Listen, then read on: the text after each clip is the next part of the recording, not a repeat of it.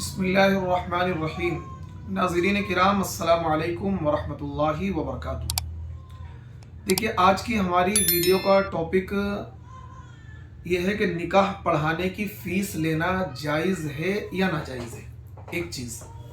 दूसरी चीज़ इसी वीडियो में ये बताऊंगा, निकाह पढ़ाने की फ़ीस कितनी होनी चाहिए। तो इन दो सवालों के जवाब आज की इस वीडियो में आपको मिलेंगे, क्योंकि आम तौर पर लोग शादी ब्याह में लाखों करोड़ों रुपए खर्च कर देते हैं, लेकिन जब काज़ी निकाह को या इमाम साहब को जिन्होंने निकाह पढ़ाया है फ़ीस देने की बारी आती है, तो वो वहाँ पर बुख़्ल और कंजूसी से काम लेते हैं और फिर वो शरई मसला सुनाने की कोशिश करते हैं कि भाई निकाह की कोई फ़ीस होती है, ये तो खुशी की बात है, चाहे हम 1000 दें या 500 दें। तो इस मसले को मैं आज क्लियर करूँगा। हालांकि वो उस शादी में वो सारे काम कर रहे होते हैं जो खिलाफ शरीयत है, लेकिन जब निकाह की फ़ीस की बात आती है तो वही बंदा जिसने क्या है, नाच भी करवाया है, गाना भी करवाया है और बाहर जो बारात घर है उसके बाहर खड़े होकर लड़कियां फूल भी डाल रही हैं, गैर महरम लड़कियां खड़ी हुई फूल भी डाल रही हैं, सारे गलत काम हो रहे हैं।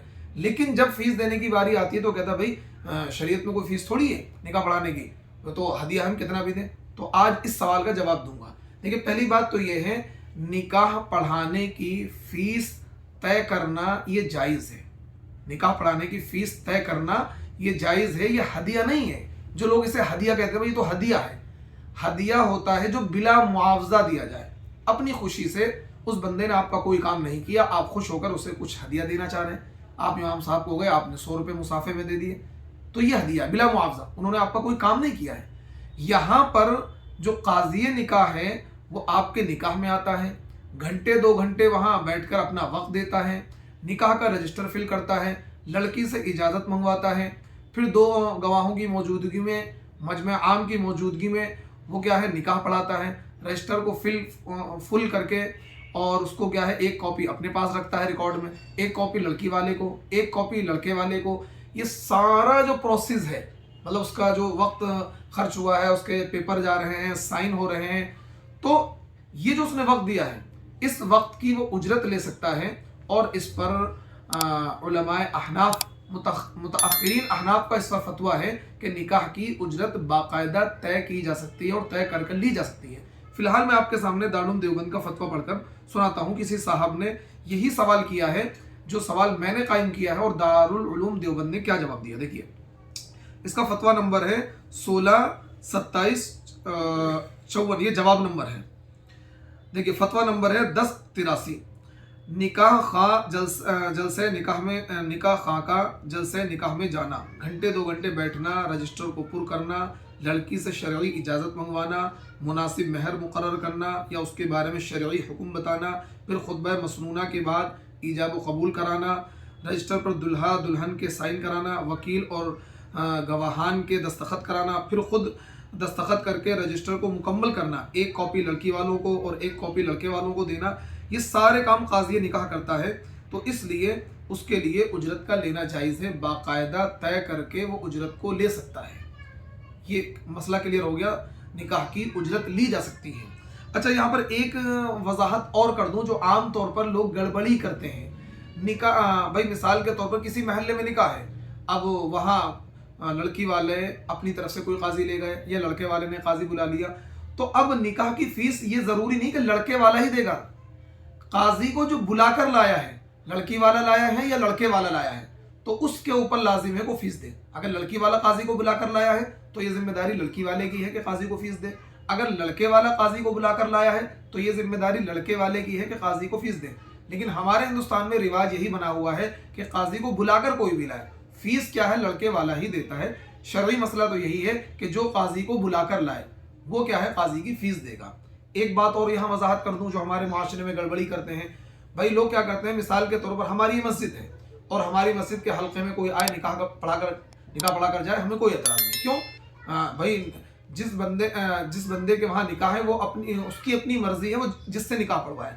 ऐसा नहीं है कि मेरी मस्जिद के हल्के में कोई बंदा निकाह पढ़ा कर जाएगा तो वो क्या है, वो जो फीस उसको मिली है उसमें से वो मुझको भी देगा। ऐसा कुछ भी नहीं है। बाज़ जगह ऐसा ही लोग करवाते हैं कि भाई निकाह किसी और ने पढ़ाया, वो अपनी मस्जिद के इमाम को भी फीस दिलवाते हैं। ऐसा करना ठीक नहीं है।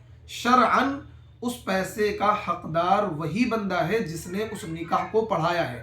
یہ ضروری نہیں ہے کہ ہماری مسجد کے حلقے میں نکاح ہے تو ہمارے لیے ہی اس کا پڑھانا واجب ہے، یا ہم ہی پڑھا سکتے ہیں، ہمارے علاوہ کوئی نہیں پڑھا سکتا، یا وہ میرا ہی حق ہے۔ ایسا کچھ نہیں ہے۔ وہ تو جس بندے نے نکاح پڑھایا ہے، اس بندے نے اپنا ٹائم دیا ہے، تو اس بندے کا ہی وہ حق ہے۔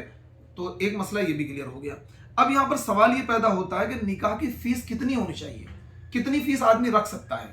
تو دیکھیے اس بارے میں جو دونوں طرف سے طے ہو جائے، پہلے ہی بندہ طے کر لے، اس میں کوئی قباحت نہیں ہے۔